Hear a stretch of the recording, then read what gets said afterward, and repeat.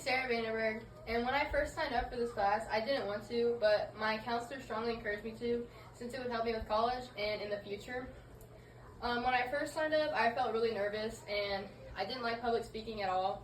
And every time that I had to public speak in front of everybody, I would try my hardest not to do it. The night before my first speech, I was really nervous. As you can see here, I was asking for help the night before my first speech. But now I feel more comfortable. I feel like if I were to get asked up to public speak, I would say yes, because it's really fulfilling after you public speak, because I have done it before. I feel like I'm better at public speaking because I've done it in church and in front of my school since this class.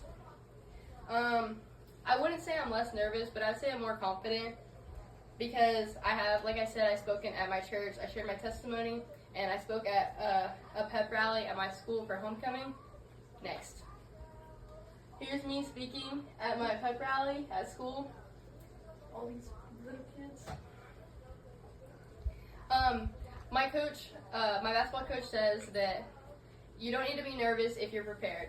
So when it comes to speaking, you don't really need to be nervous if you have everything memorized and you're really prepared for it. How this class will help me in life. This class will help me in life coming up because I will be going on a mission trip in Nicaragua, and there will be a lot of public speaking there. We will have to go around the houses and invite them to our conferences that we'll be speaking at. I'm speaking at least one conference, and they don't speak our language, so it'll be kind of hard because I'll have a translator and I'll have to stop, but I'll figure it out. Next.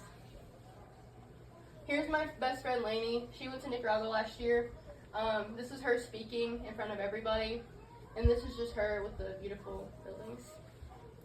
But I think it'll also help me if I were in a job interview, but also if I already had a job and I had to speak at a meeting or just in front of my whole company.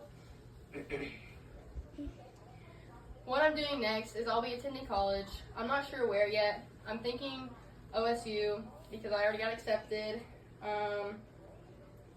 I think I'm going to major in either kinesiology or social or sports media because I really enjoy being around sports.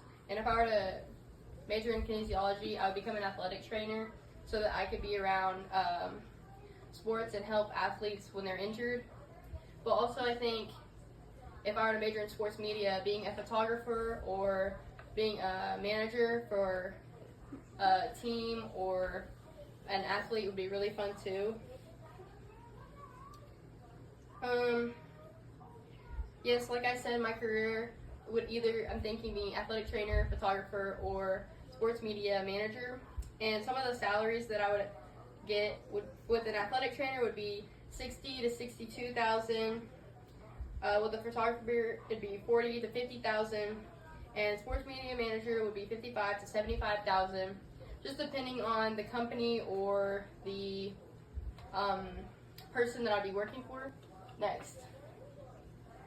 Here's an athletic trainer helping with the football player. I think this would be really fun to just be out at the football game helping. And this is a girl interviewing Stephen Curry after a game. I love Stephen Curry, and this would be my dream to interview him. Some of the obstacles that I might face while trying to get my dream job would be hard classes and not being able to find a job. Some of the hard classes, I would have to take a lot of science to be an athletic trainer, and science is definitely not my strong suit. But how I could overcome some of these is I could join a study group or get tutoring if I really was struggling. And I just need to study a lot and strive for what I'm hoping to do. But when it comes out to not being able to find a job after college, I think I would just have to make my resume stand out from everybody else.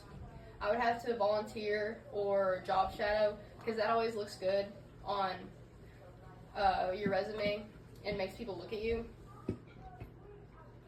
And lastly, I just need to remember to stay positive and don't overthink through all of this. And remember that God is in control of my plan. Next. Here's me just in my everyday life trying to make my next move. Next. And And this is an AI picture of how I need to remember that God is always with me and already has my plan. Thank you.